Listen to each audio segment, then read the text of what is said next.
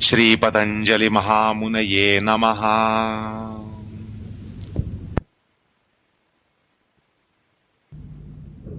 पण ते अत्यंत महत्वाचं प्रकरण आहे. त्यामध्ये क्लेशांच्या अवस्था सांगितल्या जातात. अर्थात याविषयी प्रस्तावना करून झाली आहे. अत्यंत स्थूल लठ्ठ असे क्लेश आणि अत्यंत कृश असे क्लेश याविषयी आपण थोडासा विचार केला होता. पण त्या संदर्भामध्ये एक सूत्र प्रकरण आलेलं आहे, तर त्याचा विचार आपण सर्वप्रथम करणार आहोत आणि मग सूत्रशः प्रत्येक क्लेशाकडे वळणार आहोत.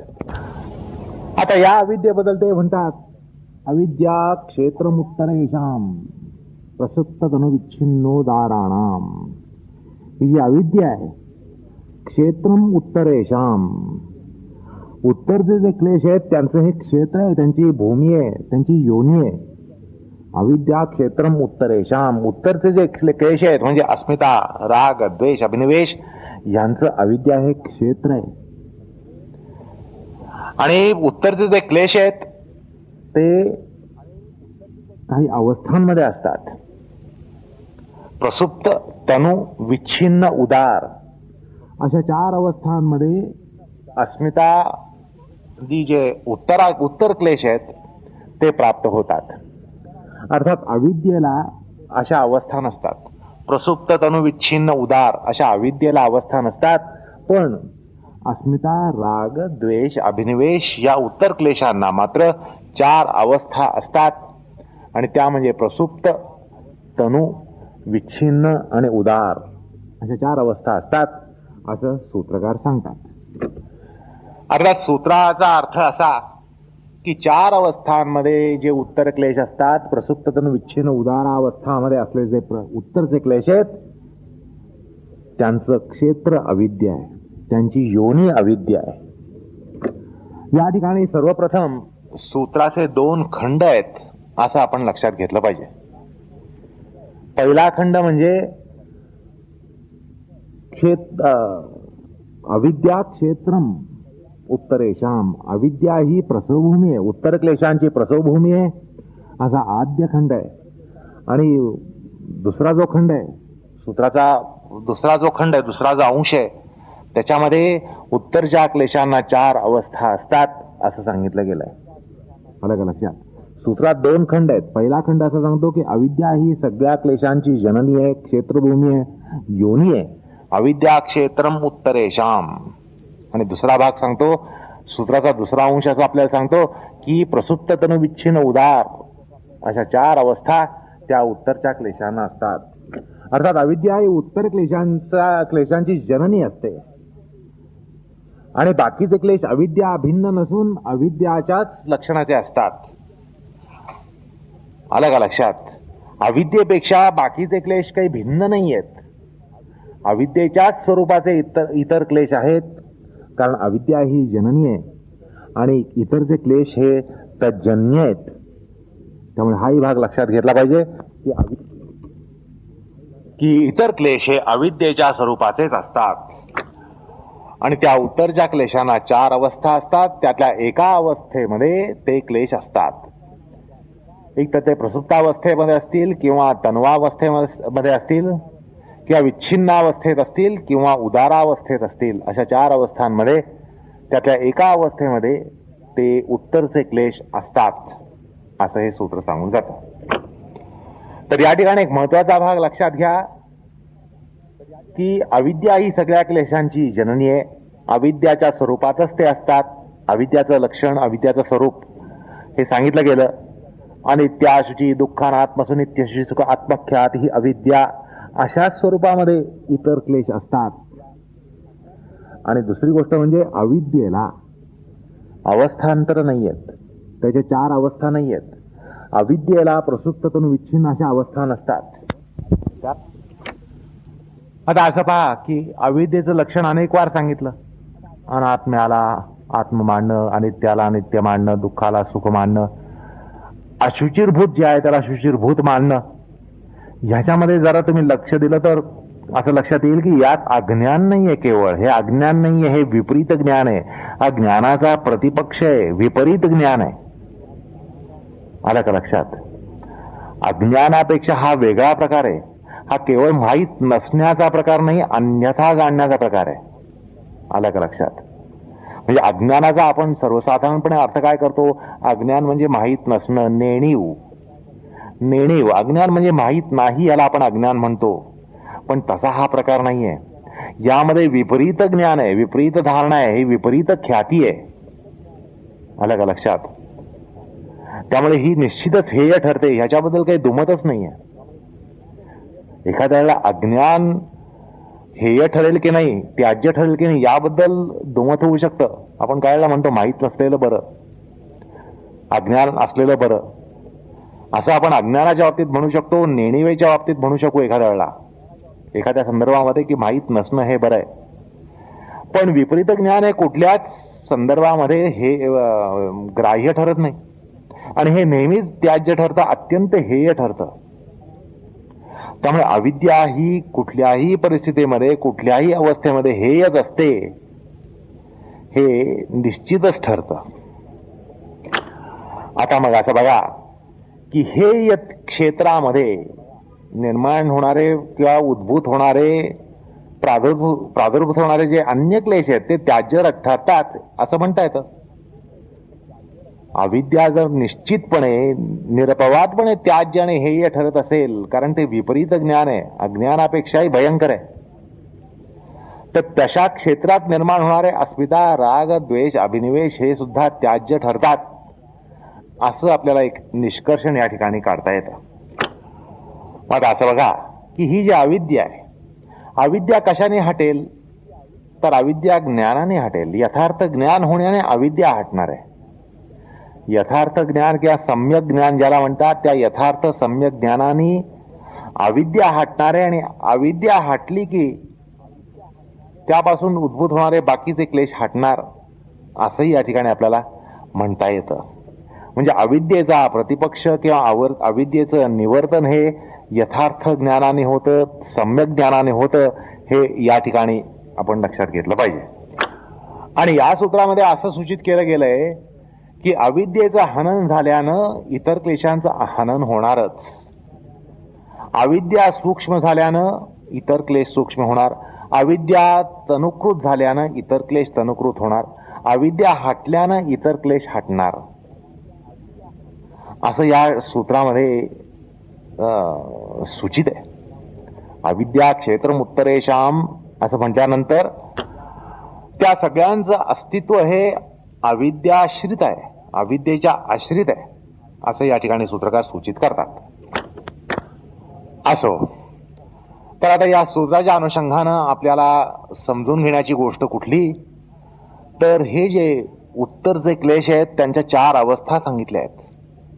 प्रसुप्तावस्था म्हणजे काय, तन्वावस्था म्हणजे काय, विच्छिन्नावस्था म्हणजे काय, उदारावस्था म्हणजे काय, यांचा आपल्याला या ठिकाणी विचार करणं हे प्राप्त होतं.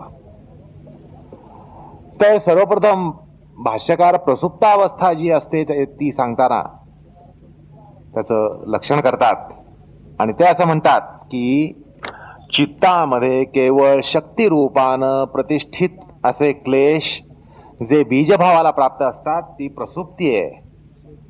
आणि ज्यावेळेला विषय सन्मुख येण्यानं म्हणजे क्लेशांना आकार येण्याचा जो प्रकार प्राप्त होतो, तो संबोध आहे, ती जागृती आहे. आणि या अर्थाचं विषेदन करताना वाचस्पती मिश्र असं म्हणतात की या सुप्तावस्थेमधले क्लेश हे सद्भाव प्राप्त असतात, त्यांना अस्तित्व असतं, पण ते स्वतःचं कार्य करण्याचं त्यांच्यामध्ये सामर्थ्य नसतं, ती क्षमता नसते, आपलं कार्य करण्यास ते निःशक्त असतात. आता हा प्रकार कसा? तर असं बघा, एक अजाण बालक आहे, लहान बालक आहे. या बालकामध्ये क्लेशांची जी अवस्था असते ती प्रसुप्तावस्था असते, कारण त्याच्यामध्ये ते क्लेश असतात, पण ते कार्यभार करण्याला सक्षम नसतात. आलं का लक्षात? म्हणून ते प्रसुप्तावस्थेमध्ये असतात. म्हणजे बाल्यावस्थेमध्ये क्लेशांची जी अवस्था असते ती सुप्तावस्था असते, प्रसुप्तावस्था असते, असं वाचस्पती मिश्र आपल्याला सांगतात. अर्थात बालकामध्ये क्लेश हे वासना रूपानं अस्तित्व ठेवून असतात, अस्तित्व मांडून असतात, पण त्यांचा काही आविष्कार झालेला आपल्याला जाणवत नाही. लहान बालकामध्ये वासना रूपानं, शक्ती रूपानं हे सगळे क्लेश असतात, पण त्यांचा आविष्कार, आविर्भाव हा काही झालेला दिसत नाही. अर्थात ते कार्य करण्याला सक्षम नसतात, अक्षम असतात. आता लहान बालकामध्ये आपल्याला अहंकार दिसतो का? नाही दिसत. पण त्याच्यामध्ये अहंकार नाही असं आपल्याला म्हणता येत नाही, कारण कालांतरानं त्याचा आविर्भाव हा होणार असतो. त्यामुळे त्याचा आविर्भाव होणार आहे म्हटल्यानंतर त्याचं अस्तित्व आहे हे आपल्याला वैज्ञानिक दृष्टिकोनातून मान्य करावं लागतं. आणि त्याची जाणीव या ठिकाणी शास्त्रकार करून देतात की बालकामध्ये वासना म्हणा, क्रोध म्हणा, अहंकार म्हणा, या गोष्टी काही आविर्भूत नसतात, त्यांचा कार्यव्यापार काही होत नाही. म्हणजे क्लेश हे कार्य करण्याला सक्षम नसतात, ते अक्षम असतात. त्यामुळे त्याच्यामध्ये वासना म्हणा, क्रोध म्हणा, अहंकार म्हणा, हे जे असतात ते अस्तित्व ठेवून असतात, पण एका सुप्तावस्थेमध्ये असतात, ते प्रसुप्तावस्थेमध्ये असतात, झोपलेले असतात. सोप्या शब्दात सांगायचं म्हणजे बालकाचा अहंकार हा झोपलेला असतो. तो अजून 5-7 वर्षांनी तो जागा होणार असतो आणि त्याच्यानंतर आपल्याला त्याची जाणीव होते, त्याचा आविष्कार होत असतो, पण तोपर्यंत त्याचा अहंकार हा झोपलेला असतो. हे आपण मान्य करतो, हे आपल्याला मान्य करायला पाहिजे. तर ती जी अवस्था आहे ती प्रसुप्तावस्था असते. तसंच बालकामध्ये द्वेष दिसत नाही, द्वेषाचा आविष्कार दिसत नाही. मग आता द्वेष नसतो का? नाही, द्वेष हा बीजरूपानं असतो, वासन रूपानं द्वेष हा असतो, पण कार्यान्वित झालेला नसतो द्वेष. म्हणजे द्वेष हा निस्सत्ताक नसतो, तो ससत्ताक असतो. पण क्लेश हा सक्षम नसतो, आविष्कृतीला सक्षम नसतो, आविष्कृतीला क्लेश हा अक्षम असतो. तसंच काम म्हणा, लैंगिकता म्हणा, या बालकामध्ये सुप्तावस्थेत असतात. आणि ज्यावेळेला हे बालक युवावस्थेमध्ये पदार्पण करतं त्यावेळेला या सगळ्या गोष्टींची अभिव्यक्ती झालेली आपल्याला दिसते. आलं का लक्षात? म्हणजे त्यामुळे बालकामध्ये ज्या अवस्थेमध्ये क्लेश असतात त्या अवस्थेनं आपण सुप्तावस्थ क्लेश असं समजलं पाहिजे. अरे तारुण्यावस्थेत जे काय होतं त्याला प्रबोध असं म्हणतात, जागरण असं म्हणतात. क्लेशांचं जागरण, क्लेशांचा प्रबोध हा त्यांच्या आविष्कृतीत होत असतो. म्हणजे तारुण्यावस्थेमध्ये कामवासना ही आविष्कृत होते, तर तो प्रबोध आहे, ती जागृती आहे. पण तद्भिन्न अशी बालकावस्थेमध्ये, त्याच व्यक्तीमध्ये बाल्यावस्थेमध्ये जी क्लेशांची अवस्था असते त्याला प्रसुप्तावस्थ क्लेश असं शास्त्रकार म्हणतात. आलं का लक्षात?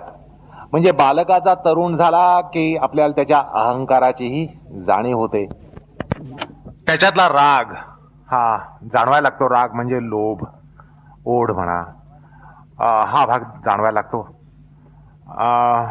त्यामुळे ते क्लेश त्यावेळेला जागरण अवस्थेत आल्यामुळे त्यांचं अस्तित्व दाखवतात. त्या अर्थी तत्पूर्वी ते अस्तित्वात असतात, असं मानावं लागतं. पण ते कसे असतात तर प्रसुप्त अवस्थेत असतात, सुप्तावस्थेत असतात, किंवा जसं बीजाला सहकारी कारण प्राप्त झालं म्हणजे हवा, माती, पाणी, सूर्यप्रकाश हे जर मिळाले तर त्या ठिकाणी त्याला अंकुरोद्भव होतो. तर तसं बालकादींमध्ये जे सुप्तावस्थात असलेले क्लेश आहेत त्यांना तारुण्यादी असे सहकारी कारण जर मिळाले तर त्यांना अंकुर प्राप्त झालेला आपल्याला दिसतो आणि त्या क्लेशांचा आविर्भाव आपल्याला दिसतो. म्हणजे त्या क्लेशांना आलंबन सम्मुख होण्यानं आणि सहकारी कारण प्राप्त झाल्यानं क्लेशांचे व्यापार चालू होतात. आणि ज्या वेळेला त्यांचे व्यापार चालू होतात त्यावेळेला त्यांचं अस्तित्व आपल्याला जाणवतं. आणि ते निर्व्यापार तेव्हाच होतात जेव्हा भाष्यकार म्हणतात प्रसंख्यान संपन्न झाल्यानंतर क्लेश बीज दग्ध झालेत त्याला आलंबन सम्मुख येऊन सुद्धा त्याच्या क्लेशामध्ये प्रबोध होत नाही, क्लेश उठत नाहीत. का तर दग्धबीजाला अंकुर कुठून, असं त्यांचं स्पष्ट वक्तव्य आहे. भाष्यकारांची पदरचना अशी की तस्य प्रबोध आलंबने सम्मुखी भाव प्रसंख्यानयते दग्धबीजस्य सम्मुखी भूते अपि आलंबने न असौ पुनरस्ति दग्धबीजस्य कुतप्ररोह, असं ते म्हणतात. पुढे म्हणतात अतः क्षीणक्लेशः कुशलश्चरमदेह इति उच्यते. म्हणून त्याला चरमदेही असं म्हणतात, कुशल असं म्हणतात, असं भाष्यकार सांगतात. आता ही जी क्लेशांची दग्धबीजा अवस्था सांगितली ती प्रसुप्त, तनू आणि विच्छिन्न वगैरेप्रमाणे पाचवी अवस्था का मानू नये? चार अवस्था तुम्ही सूत्रात सांगितल्या, प्रसुप्त, तनू, विच्छिन्न आणि उदार, अशा चार अवस्था जर सूत्रात सांगितल्या आहेत, तरी दग्धबीजा अवस्था एक पाचवी अवस्था का सांगितली नाही? आणि आपण ही अवस्था ऐकतो, ही एक पाचवी अवस्था आहे, दग्धबीजा अवस्था ही एक अवस्था आपण ऐकतो, मग ती का सूत्रामध्ये सांगितली नाही? आलं का लक्षात? म्हणजे क्लेश दग्धबीज झालेत असं आपण शास्त्रातला उपदेश ऐकतो, मग ती अवस्था का नाही मानत? तर असा एक उपप्रश्न या ठिकाणी निर्माण होतो. तर त्यावर असं सांगावं लागतं की अस्मिता आदी ही अविद्येची अंग आहेत.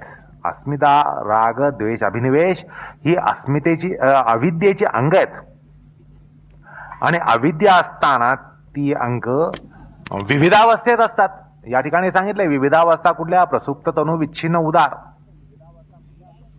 पण असे की अंगीच नसेल, म्हणजे अविद्या जर नसेल, दग्धबीजावस्था म्हणजे अविद्या नसणं, मग अंगीच नसेल तर अंगांचा प्रश्न येतोच कुठे? आला का लक्षात? त्यामुळे अंगीच निस्सत्ता होण्यानं त्याच्या अंगांची वेगळी सत्ताही नसतेच. त्यामुळे ती अवस्था कशी असेल? ज्या वेळेला क्लेश दग्धबीज झाले असं आम्ही म्हणतो, त्यावेळेला अविद्या हीच नसते. आणि अविद्या ही सगळ्या क्लेशांची जननी आहे, अंगी आहे, योनी आहे. अर्थात ती त्याची अंगी आहे. आणि अंगीच नसताना अंगाचा प्रश्नच नसतो. अंगीच्या अभावामध्ये अंगाचा विचार करण्याचं कारणच नाही, म्हणजे त्यांची सत्ताच नसणार, ते निस्सत्ताक असतात. त्यामुळे दग्धबीजावस्था ही अशी पाचवी अवस्था सांगता येत नाही. कारण दग्धबीजावस्था म्हणजे क्षेत्राचाच अभाव, अविद्येचाच अभाव. आलं का लक्षात? असो, एकूण दर्शनशास्त्राच्या भाषेत सांगायचं म्हणजे कारणाभावात कार्यभाव असतो आणि त्यामुळे कारणाच्या अभावामुळे कार्याच्या अवस्थांचा प्रश्नच येत नाही. आलं का लक्षात?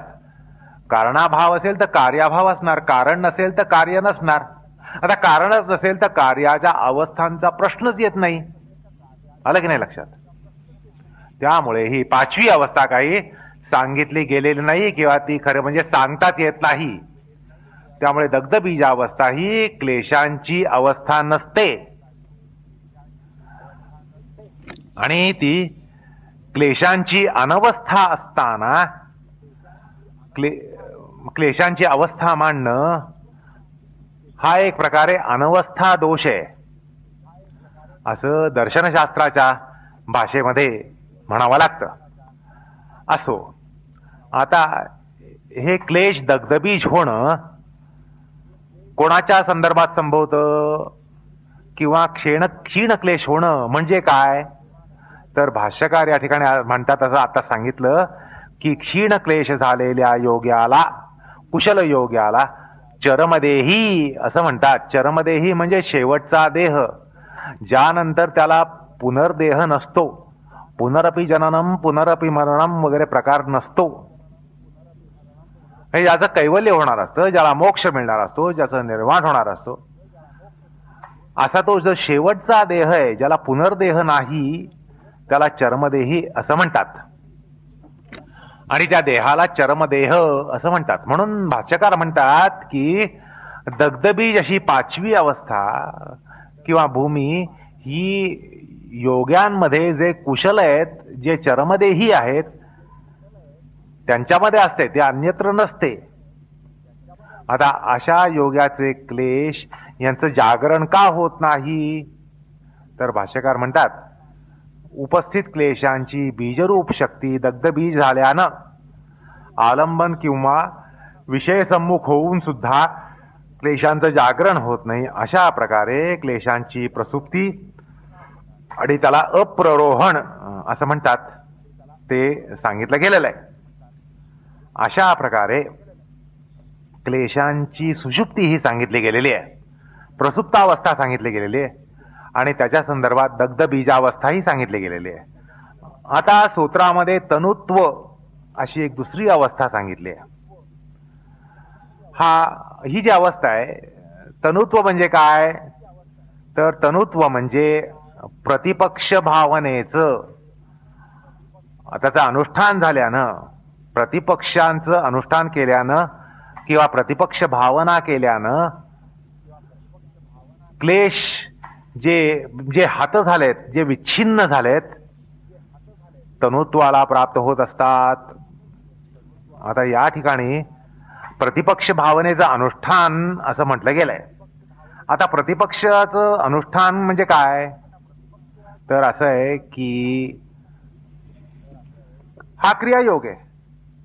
म्हणजे पादाच्या आरंभी सांगितलं क्रियायोग, सांगितलं तप, स्वाध्याय, ईश्वर प्रणिधान, या प्रकाराने जो सांगितला गेला आहे तो म्हणजे प्रतिपक्ष आहे. म्हणजे त्याच्या अनुष्ठानानं, क्रियायोगाच्या अनुष्ठानानं क्लेशांचं जे काही होतं त्याला तनुत्व असं म्हणतात.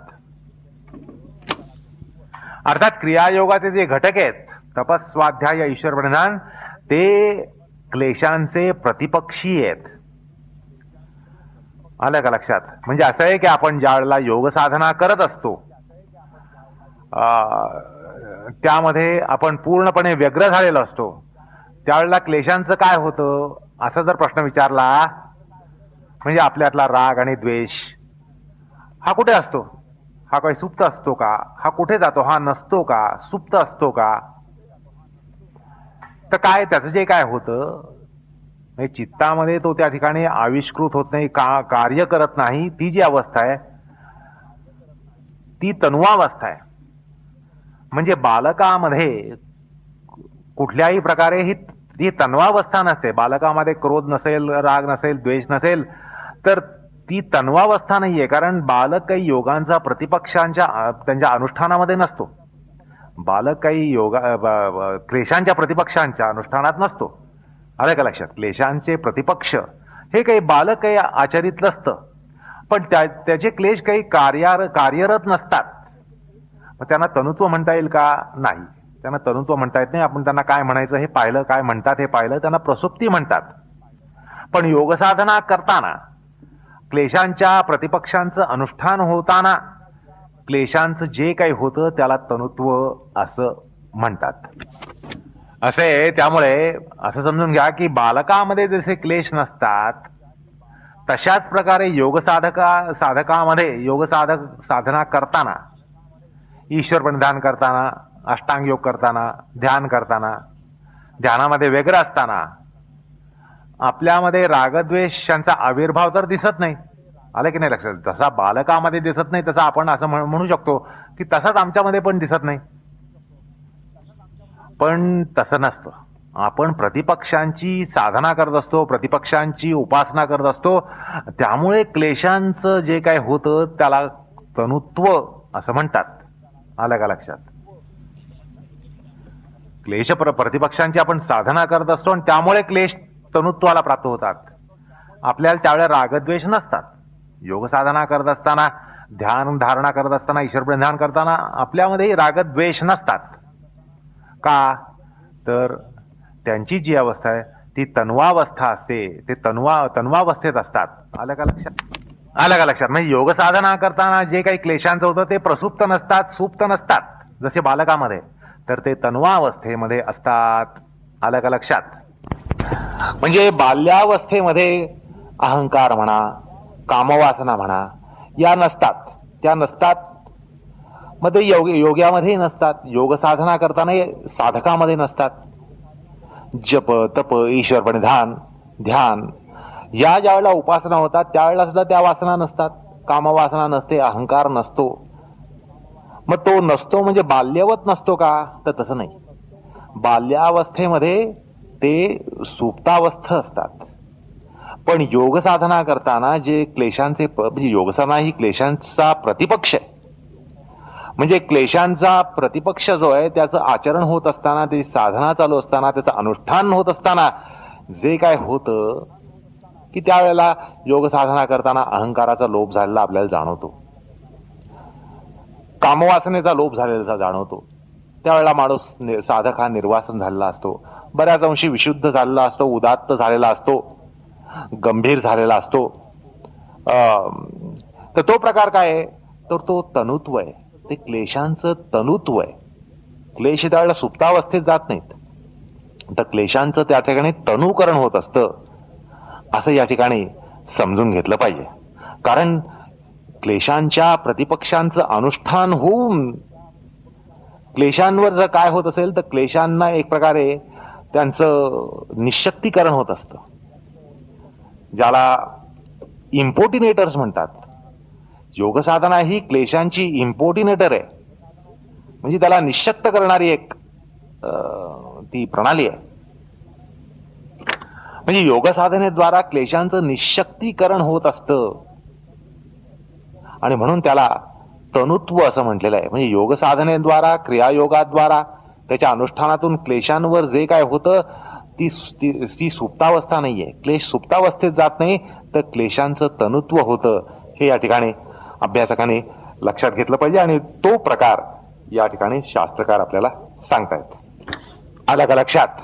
आता असं पहा की जसं सम्यक ज्ञानाचा उदय होत जाईल, सम्यक ज्ञान त्याचा जर जसा जसा उदय होईल तशा प्रमाणे त्याच्या संदर्भामध्ये अविद्येचं जे काय होतं त्याला अविद्येचं तनुत्व म्हणतात. कारण असं आहे की अविद्येचा प्रतिपक्ष सम्यक ज्ञान आहे. कारण अविद्या म्हणजे आपण पाहिलंय अनात्म्याला आत्मा मानणं, अनित्याला नित्य मानणं, नंतर सुखाला दुःखाला सुख मानणं, अशुचीला शुची मानणं, अशा प्रकारे विपरीत ज्ञान आहे. तर ते त्याचा प्रतिपक्ष म्हणजे सम्यक ज्ञान. म्हणजे सम्यक ज्ञानाचा उदय जसा होईल तसा तसा अविद्येचं जे काय होत जाईल त्याला अविद्येचं तनुत्व म्हणतात. आलं का लक्षात? ते अविद्येचं तनुत्व आहे. म्हणजे सम्यक ज्ञानाचा उदय म्हणजे अविद्येचं तनुत्व. तर अस्मितेच्या बाबतीत काय आहे? तर अस्मितेचा प्रतिपक्ष म्हणजे विवेक ज्ञान, विवेक. तर विवेकाचा जसा उदय होईल, आत्मानात्म अविवेक जाऊन आत्मानात्म विवेक जसा येत जाईल, तो विवेक आला की अस्मितेचं जे काय होतं ते अस्मितेचं तनुत्व आहे. त्यामुळे अस्मितेचं तनुत्व म्हणजे विवेक ज्ञानाचा उदय, विवेकाचा उदय, विवेक ख्यातीचा उदय म्हणजे अस्मितेचं तनुत्व. आलं लक्षात? आता रागद्वेष हे जे क्लेश आहेत यांचा प्रतिपक्ष म्हणजे ताटस्थ्य. यांचा प्रतिपक्ष म्हणजे ताटस्थ्य. तर तटस्थ वृत्तीमुळे जे काही रागद्वेषांचं होईल ते रागद्वेषांचं तनुत्व आहे. असं आहे, बालकामध्ये रागद्वेष नसतात पण त्याच्यामध्ये ताटस्थ्य वृत्ती नसते. बालकाला तटस्थ असतं असं आपण म्हणू शकत नाही. पण योग्यामध्ये ताटस्थ्य येतं आणि ताटस्थ्य आल्यानं रागद्वेषांचं जे काय होतं ते रागद्वेषांचं तनुत्व आहे. म्हणजे रागद्वेषांचं तनुत्व म्हणजे ताटस्थ्य वृत्तीचा उदय. लक्षात?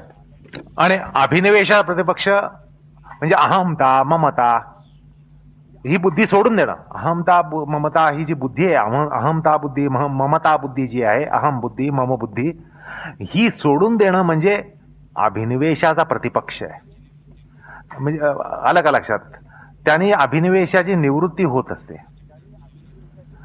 अर्थात तशा प्रकारची ती भावना शरीराबद्दल, मनाबद्दल, बुद्धीबद्दल ममता आणि अहमत्व नसणं, त्याचा त्याग होणं म्हणजे अभिनिवेशाचा तो प्रतिपक्ष आहे. त्यामुळे अभिनिवेश हा कृश होतो. तर अशा प्रकारे क्लेशांना कृश करणारे, क्लेशांना कृश करणारे असे जे प्रतिपक्ष आहेत त्यांच्या अनुष्ठानानं जे होतं त्याला तनुत्व असं म्हटलं पाहिजे. या ठिकाणी वाचस्पती मिश्र एक खुलासा करतात. ते प्रत्येक क्लेशाचे प्रतिपक्ष सांगतात. अर्थात हा प्रकार आपण पहिल्या सूत्राच्या प्रसंगात पाहिला, पण या संदर्भामध्ये केवळ त्याचा विचार करूया. तर ते असं म्हणतात की अविद्येचा प्रतिपक्ष म्हणजे सम्यक ज्ञान, यथार्थ ज्ञान. म्हणजे आपल्यामध्ये सम्यक ज्ञान जसं जसं उदित होत जाईल तसं तसं अविद्येचा तो प्रतिपक्ष असेल. त्या त्या अंशाने अविद्या ही तनुत्वाला प्राप्त होईल, कृश होईल. आलं का लक्षात? त्या प्रमाणात अविद्या ही कृशत्वाला प्राप्त होईल, त्याला ग्रहण लागेल. तर अविद्येचा प्रतिपक्ष म्हणजे सम्यक ज्ञान. आणि सम्यक ज्ञानाचा जसा उदय होत जाईल तशा प्रमाणामध्ये अविद्येला ग्रहण लागेल. आलं का लक्षात? आणि त्यामुळे ते जे ग्रहण लागणं आहे त्याला तनुत्व असं म्हणतात. अध्यात्माच्या भाषेत सांगायचं म्हणजे अविद्येचा प्रतिपक्षी हा ज्ञानयोग आहे. कारण सम्यक ज्ञान हे ज्ञानयोगाद्वारा प्राप्त होत असतं. आणि ज्ञानयोग म्हणजेच आत्मानात्म विवेक, नित्यानित्य विवेक. आलं का लक्षात? आत्मानात्म विवेक, नित्यानित्य विवेक, सुख दुःख विवेक, शुची अशुची विवेक, याला ज्ञानयोग असं म्हणतात. म्हणजे ज्ञानयोग साधना म्हणजे काय? तर या सगळ्या विवेकांचं सर्जन होणार किंवा सर्जन करणार असं जे काही साधन असेल त्याला ज्ञानयोग असं म्हणतात. त्यामुळे हा जो या ठिकाणी क्रियायोग म्हणून सांगितलाय, या क्रियायोगामध्ये ज्ञानयोगाची अंग ही निश्चितच असतात. कारण ज्ञानयोगाशिवाय सम्यक ज्ञान नाही, ज्ञानयोगाशिवाय यथार्थ ज्ञान नाही. आणि यथार्थ ज्ञान नसेल तर अविद्येला प्रतिपक्ष हा उभा केला जाणार नाही.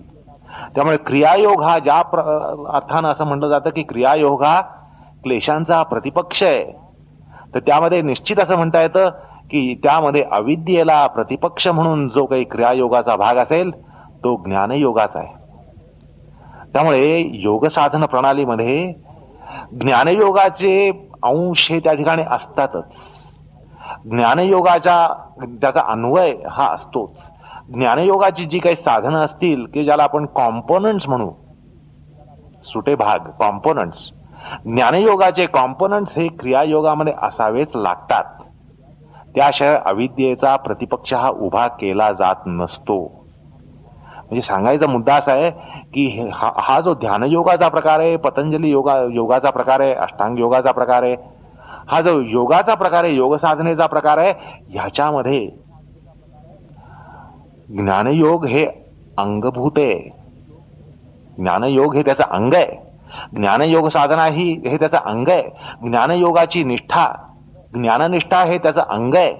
अध्यात्मामध्ये ज्ञाननिष्ठा, कर्मनिष्ठा वगैरे सांगितलं जातं. ज्ञानयोग, भक्तियोग, कर्मयोग वगैरे सांगितले जातात. तर त्या ठिकाणी या ध्यानयोगामध्ये ज्ञानयोग अन्वित आहे असं या ठिकाणी शास्त्राला सूचित करायचं आहे. त्यामुळे योग साधना करताना योग साधना कुठल्या कुठल्या अंगाने व्हावी, हा जो साधकाला एक प्रश्न असतो की आपली योग साधना कुठल्या कुठल्या अंगाने व्हायला पाहिजे, तर या ठिकाणी असं सांगावंसं वाटतं की ज्ञानयोगासाठी जी काही साधन प्रणाली असेल त्या सगळ्यांचा अन्वय हा योग साधनेमध्ये व्हायला पाहिजे. अर्थात ज्ञानयोग हा पतंजली योगाचा एक अंगभूत भाग आहे, त्याचं अंग आहे. जसं योगाचे अष्टांग आहेत तसं योग साधनेचं ज्ञानयोग हे एक अंग आहे. कारण ज्ञानयोगाद्वारा विवेक येणार आहे.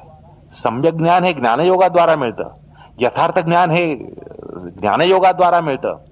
आणि ते या ठिकाणी अविद्येचा प्रतिपक्ष म्हणून जर आपल्याला उभं करायचं असेल तर आपल्याला ज्ञानयोगाचा अन्वय, ज्ञानयोगाचं अनुष्ठान हे करावंच लागतं.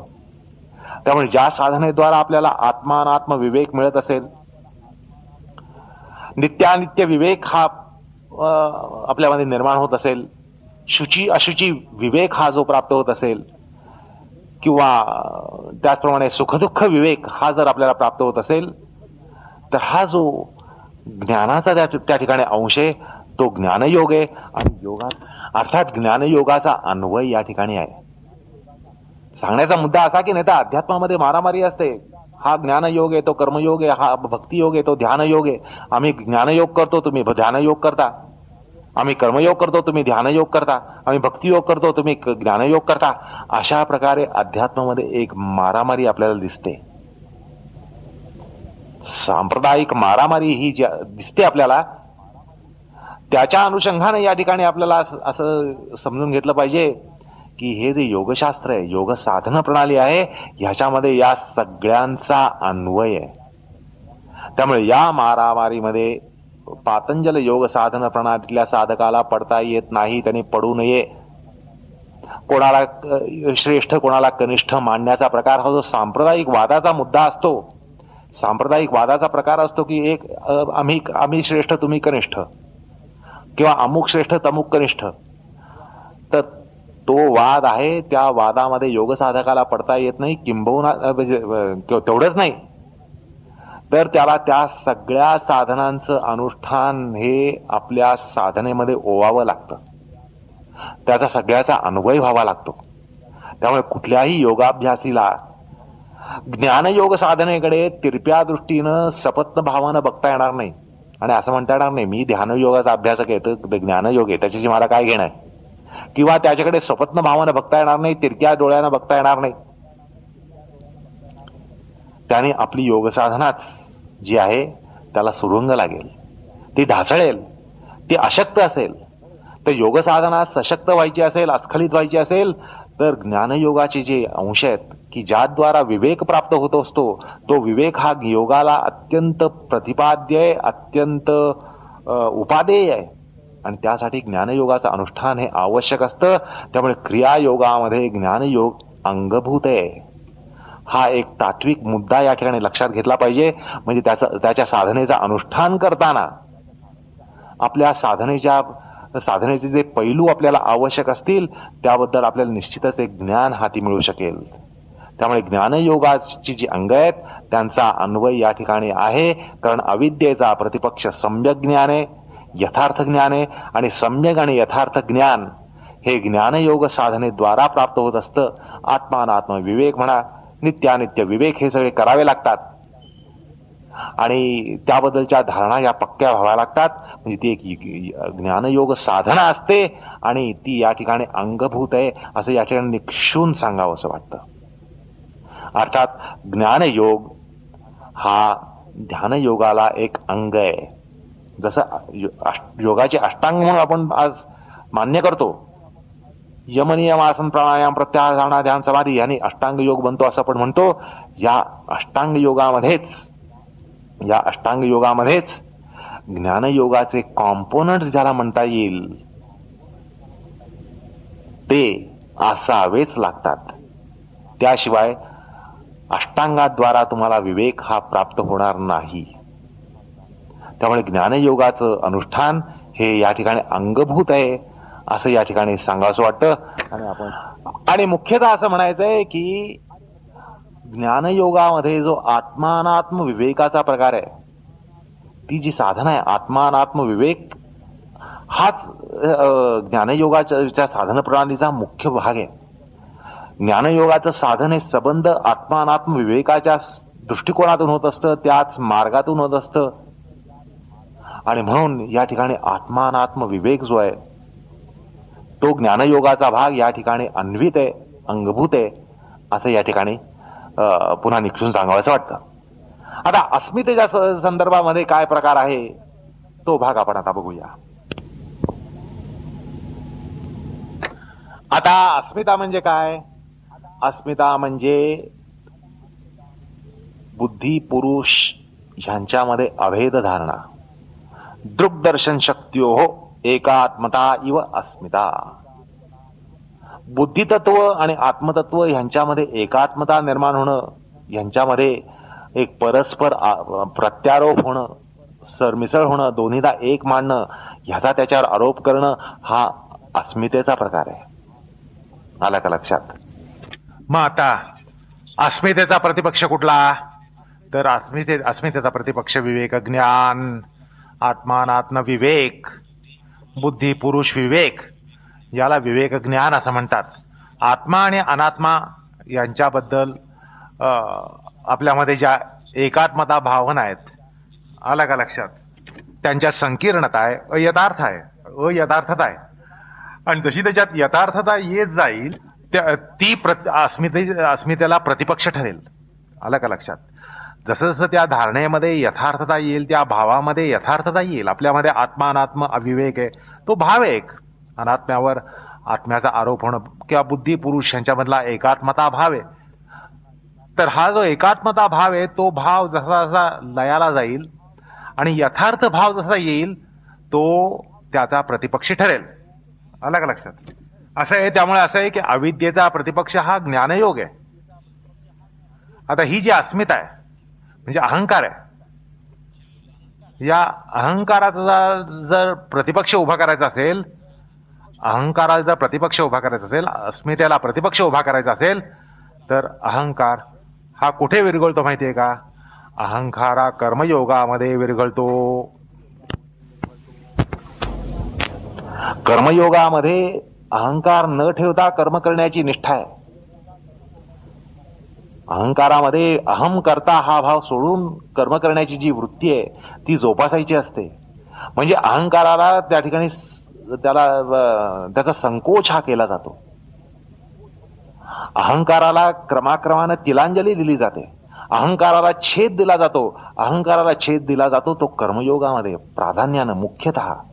आलं का लक्षात. कारण असं आहे की आपण आपल्या कर्माद्वारा अहंकाराला खतपाणी करत असतो, खतपाणी घालत असतो. हे मी केलं, ते मी केलं, हे मी करणार आहे, ते मी करणार आहे असं म्हणता म्हणता आपण आपल्या अहंकारालाच खतपाणी घालत असतो. बरं, कर्मामध्ये जर यश प्राप्त झालं तर त्या ठिकाणी अहंकारच फोफावतो. मला यश प्राप्त झालं, मी यशस्वी आहे, माझ्यासारखा दुसरा कोणी नाही. हा जो आहे हा अहंकाराला खतपाणी घालण्याचा प्रकार हा कर्माद्वारा होत असतो. पण कर्म तर सुटत नसतात आणि कर्माद्वारा पुन्हा हे असं खतपाणी पडणं हे अध्यात्माला किती विघातक आहे हे लक्षात आलं तर आपल्याला सहज आणि निश्चितपणे असं म्हणता येतं की अध्यात्माने कर्मयोग हा त्याच्यासाठीच सांगितला आहे की अशा प्रकारे विघात हा होऊ नये. कर्म तर करायचे आहेत, कर्म तर घडणार आहेत, कर्म तर सुटत नाहीत, पण कर्म सुटत नसताना त्या कर्मांद्वारा अहंकाराला खतपाणी लागू नये. आणि म्हणूनच कर्मयोगाची तत्व ही अध्यात्माने सांगितली आहेत की ज्याद्वारा अहंकार हा दृढगत होत नाही किंवा बलान्वित होत नसतो. म्हणजे कर्मयोग हा या ठिकाणी एक प्रतिपक्ष म्हणून आपल्याला या ठिकाणी स्पष्टपणे दिसतो. अस्मितेचा प्रतिपक्ष हा कर्मयोगाच्या तत्वामध्ये किती दडलेला आहे हे आपल्याला लक्षात येतं. त्यामुळे योग साधनेमध्ये कर्मयोग हा अंगीला असला पाहिजे. कर्मयोगाची तत्व ही अंगवळणी पडली पाहिजेत. आलं का लक्षात. कर्मयोगाची जी तत्व आहेत की कर्माबद्दल अहंकार न मानायचा, अहमभाव नाही ठेवायचा, कर्मफलांबद्दल अपेक्षा नाही ठेवायची, कर्मफल समर्पित करायची, भगवंताचा किंकर म्हणून कर्म करायची, भगवंताचा किंकर म्हणून, भगवत आज्ञा म्हणून कर्म करायची, भगवत किंकर म्हणून कर्म करायची, भगवत प्रित्यर्थ कर्म करायची, स्वतःच्या अहंकारासाठी कर्म करायची नाहीत. आणि कर्म करून कर्मार्पण, कर्मफलार्पण अशा धारणा मनामध्ये ज्या आहेत त्या सगळ्या अंगवळणी पडल्या पाहिजेत, मनवळणी पडायला पाहिजेत, अंगवळणी पडायला पाहिजेत. तसं वळण अंगाला लागलं पाहिजे, शरीराला लागलं पाहिजे, मनाला लागलं पाहिजे, बुद्धीला लागलं पाहिजे, भावनेला लागलं पाहिजे. म्हणजे त्या ठिकाणी एक अहंकाराचा प्रतिपक्ष हा उभा केला जातो. त्यामुळे कर्मयोग हा सुद्धा या योग साधनेमध्ये अंगभूत आहे.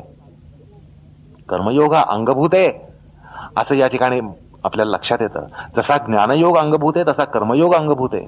कर्मयोगाची जी काही तत्व असतील ती सगळी आपल्याला अंगवळणी पडायला पाहिजेत, मनोवळणी पडायला पाहिजेत.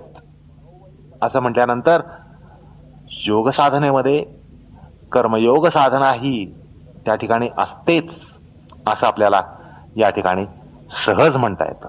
म्हणजे बघा, या ठिकाणी योग साधनेमध्ये ज्ञानयोगाचे जसे कॉम्पोनेंट्स असं म्हणतं, ज्ञानयोगाचे कॉम्पोनेंट्स असतात तशीच कर्मयोगाची कॉम्पोनंट्स असतात आणि असायला पाहिजेत, असं या ठिकाणी एक निष्कर्ष निघतो. आता यानंतर रागद्वेषांच्या बद्दल काय? आणि मग रागद्वेषांचा प्रतिपक्ष कुठला? तर ताटस्थ्य, तटस्थ वृत्तीमध्ये राहणं हा रागद्वेषाचा प्रतिपक्ष आहे. जसं प्राणायाम केल्यानंतर, शवासन केल्यानंतर, ध्यान केल्यानंतर आपल्यामध्ये एक प्रकारे ताटस्थ वृत्ती येते. आपल्याला कुठल्याही गोष्टीचा तिरस्कार वाटत नाही, लोभ वाटत नाही. लोभही सरला असतो, तिरस्कारही सरलेला असतो. अशी जी वृत्ती असते त्याला ताटस्थ्य असं म्हणतात. तटस्थ वृत्ती, न्यूट्रॅलिटी असं म्हणतात. आता ही जी तटस्थ वृत्ती आहे ती वृत्ती रागद्वेषांचा प्रतिपक्ष ठरते.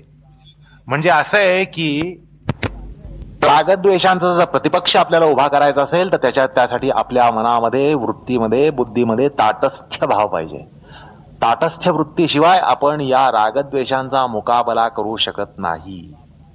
एक क्षणभर जर त्याच्यावर विचार केला तर आपल्याला सहज यातली सुसंगतता जी आहे ती लक्षात येईल की रागद्वेषांचा मुकाबला जर करायचा असेल तर आपल्यामध्ये ताटस्थ्य वृत्ती पाहिजे, जशी संतांमध्ये असते, महंतांमध्ये असते, साधू संतांमध्ये असते.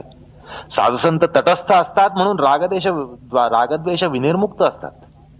आपण तटस्थ नसतो, आपण आपल्यामध्ये ध्रुवीकरण होतं, पोलरायझेशन होतं आणि म्हणून आपल्याला द्वंद्वांची बाधा पोचत असते. आलं का लक्षात? आपल्यामध्ये ध्रुवीकरण होतं आणि म्हणून आपल्याला द्वंद्वांची बाधा पोचते, रागद्वेषांची बाधा पोचते. कुठेतरी आपल्याला लोभ असतो, कुठेतरी आपल्याला द्वेष असतो आणि म्हणूनच ही बाधा आपल्याला लागत असते. आणि त्याचा जर मुकाबला करायचा असेल तर वृत्तीमध्ये ताटस्थ्य असायला पाहिजे, तटस्थ वृत्ती असायला पाहिजे. हे ताटस्थ्य कुठून येतं? ही तटस्थ वृत्ती कुठून येते? तटस्थ वृत्ती ध्यानयोगातून येत असते.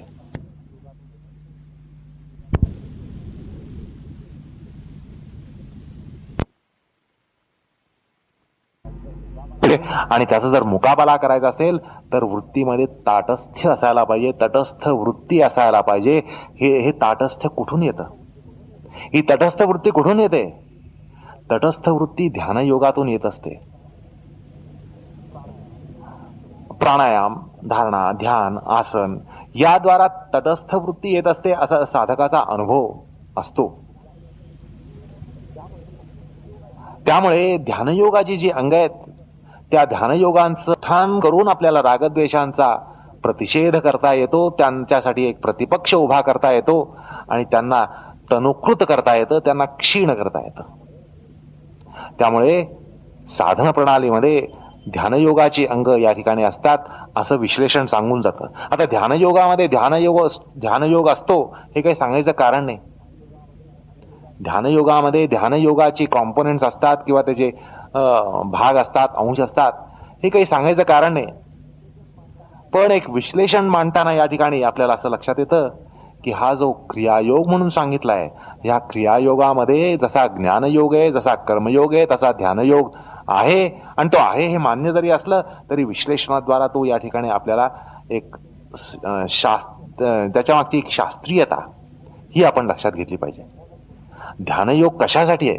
क्लेशांच्या तनुकरणासाठी ध्यानयोग का करावा असा जर प्रश्न मनाला विचारला तर उत्तर असं आहे की ध्यानयोगाच्या साधनेमुळे आपल्याला एक ताटस्थ्य येतं, आपल्यामध्ये तटस्थ वृत्ती येते. आणि ही जी तटस्थ वृत्ती आहे का ताटस्थ्य आहे, हे ताटस्थ्यच या रागद्वेषांचा प्रतिपक्ष असतो. म्हणजे बघा, योग साधनेमध्ये ज्ञानयोग आला, कर्मयोग आला, ध्यानयोग तर आहेच, पण तो का आला आणि कुठल्या संदर्भात आला हे या ठिकाणी आपल्याला एक शास्त्रीय दृष्ट्या लक्षात येतं. आलं का लक्षात? आणि अभिनिवेशाचा तर आपल्यातली अहमता आणि ममता ह्याच्यामध्ये संकोच येणं. आलं का लक्षात? अहमते ममतेला संकोच येणं, त्याला ग्रहण लागणं, मी, माझं, हे जे भाव आहेत त्या भावांना उतरती कळा लागणं, ते अभिनिवेशाचे प्रतिपक्ष आहेत. त्याला जसं ग्रहण लागेल, त्या भावाला ग्रहण लागेल, तसं ते त्याचं तनुत्व असतं. मग आता या अभिनिवेशाचा प्रतिपक्ष कुठला? ममता कमी करणारा विधी कुठला? ममता कमी करण्याची प्रक्रिया कशात आहे? आपलं अहमत्व कमी करण्याची प्रक्रिया कशात आहे? अहो ती भक्तियोगामध्ये, भक्तियोग साधनेमध्ये आहे. भक्तियोगा सारखा अहंकार विसर्जनाचा प्रकार दुसरा नाहीये. आणि तो जर आपल्यामध्ये रुजू झाला, भक्तियोगाची तत्व, भक्तीची जर तत्व आपल्यामध्ये रुजू झाली, तर निश्चितच आपल्या अभिनिवेशाला ग्रहण लागणार आहे. आलं का लक्षात? त्यामुळे असं आहे की भक्ती म्हणजे भगवद आयत्त राहण्याची वृत्ती. आणि भगवद आयत्त राहण्याची वृत्ती आली की ममतेचे विषय हे हटत जातात, नाहीसे होतात, त्यांना ग्रहण लागतं. आणि अहंकाराचा, ज्याला पक्षाघात म्हणता येईल, या अहंकाराचा पक्षाघात भक्ती साधनेमध्येच घडत असतो. भक्ती म्हणजे शेवटी आपला अहंकार विरघळणं, याला भक्ती म्हणतात. आपलं सर्वस्व अर्पण करणं, यामध्ये अहंकाराचा जो लोप असतो तो त्या भक्तिभावामध्ये असतो, प्रेमभावामध्ये असतो, भक्तिभावामध्ये असतो. आणि त्यामुळे हा जो अभिनिवेश आहे तो जर सरायचा असेल, तो जर हटायचा असेल, तर त्या ठिकाणी हे असं आत्मार्पण करण्याची वृत्ती पाहिजे, ज्याला आपण आज व्यवहारामध्ये दिलदार वृत्ती म्हणतो, आत्मसमर्पण करण्याची वृत्ती म्हणतो. ती आत्मसमर्पण वृत्ती जर आली तर निश्चितवाला चिकटून राहत नाही. आपण आपल्या प्राणाची आहुती द्यायला तयार असतो, आपण आपल्या सर्वस्वाचं अर्पण करण्याला तयार असतो. प्रेमाच्या प्रांतामध्ये या गोष्टींची आपल्याला जाणीव होते. प्रेम म्हटल्यानंतर त्या ठिकाणी आत्मार्पण, सर्वार्पण, प्राणार्पण, कुठल्याही अर्पणाला आपण तयार असतो.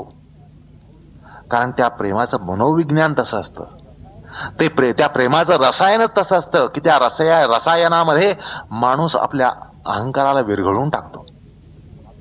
त्यामुळे अभिनिवेश हा जो आहे त्याचा प्रतिपक्ष म्हणजे भक्तियोग साधना. भक्ती साधनेतली जी काही तत्व आहेत त्या तत्वांची जोपासना. म्हणजे बघा काय काय आलं या ठिकाणी.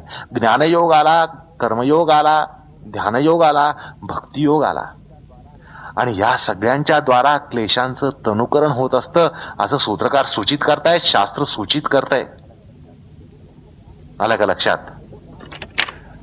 एकूण या प्रकरणामध्ये आपल्याला एक फार मोठा आध्यात्मिक बोध प्राप्त झालाय, तो असा की या क्लेशांचे प्रतिपक्ष जे आहेत ते म्हणजे ज्ञानयोग, कर्मयोग, ध्यानयोग आणि भक्तियोग. त्यामुळे आपल्याला या सगळ्यांच्या सुट्या भागांचं संकलन करायला पाहिजे, संग्रह करायला पाहिजे. साधक म्हणून, योग साधक म्हणून आपण काय करायचंय तर ज्ञानयोगाचे जे काही कॉम्पोनेंट्स असतील ते गोळा करणं. अर्थात ज्ञानयोग साधना जी आहे त्यांचा अंगीकार करणं, कर्मयोग साधना जी आहे त्यांचा अंगीकार करणं, ध्यानयोग तर त्यांचा अंगीकार तर ठरलेलाच आहे. तसंच भक्तियोगाचं जे काही साधनं असतील, भक्तियोगाची जी साधनं असतील त्यांचाही अंगीकार करणं, असा एक व्यापक प्रकार, व्यापक साधन प्रणाली या ठिकाणी सांगितली जात आहे. एक व्यापक साधन प्रणाली या ठिकाणी सांगितली जाते की ज्यामुळे सांप्रदायिक तंटा, सांप्रदायिक वाद हे केवळ निर्माण होणार नाहीत, तर त्या सगळ्यांचा अंगीकार केला जाईल.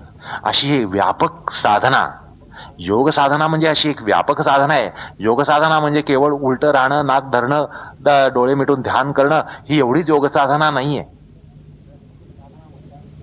तर योग साधना म्हटल्यानंतर ज्ञानयोगाची जी काही अंग आहेत त्यांचा स्वीकार करणं, त्यांचा अंगीकार करणं, कर्मयोगाचा अंगीकार करणं, ध्यानयोगाचा तर आहेच आणि भक्तियोगाचाही अंगीकार करणं, अशा प्रकारे एक सर्वांगी उत्कर्ष ज्यात होईल अशा प्रकारची साधन प्रणाली या ठिकाणी सूचित होत आहे. असेही एक अवांतर या ठिकाणी सिद्धांत या ठिकाणी होतंय. कारण आपला प्रसंग जो आहे तो क्लेशकर्म मीमांसेचा आहे. पण तो करता करता आपल्याला असं लक्षात आलंय की क्लेशतनुत्वासाठी, क्लेशतनुकरणासाठी या सगळ्या साधना योगशास्त्रांनी सांगितलेल्या आहेत, पिंडीकृत आहेत. योग साधनेमध्ये ज्ञानयोग आहे, कर्मयोग आहे, ध्यानयोग आहे, भक्तियोग आहे, हे सगळे पिंडीकृत आहेत. आणि साधका अवस्थेमध्ये ते पिंडीकृत असायलाच पाहिजेत. आणि प्रथितयश अवस्थेमध्ये ते प्रथितयश असतील, स्फुट असतील, पण साधका अवस्थेमध्ये या सगळ्या साधन प्रणाली ज्या आहेत त्यांचा अंगीकार हा व्हायला पाहिजे, स्वीकार हा व्हायलाच पाहिजे, त्याशिवाय ती योग साधना नाहीये असाही एक उपदेश आपल्याला या ठिकाणी होऊन जातो. असो तर आपण या ठिकाणी आज थांबूया. पुढल्या प्रसंगामध्ये कृष्णार्पणमस्तु.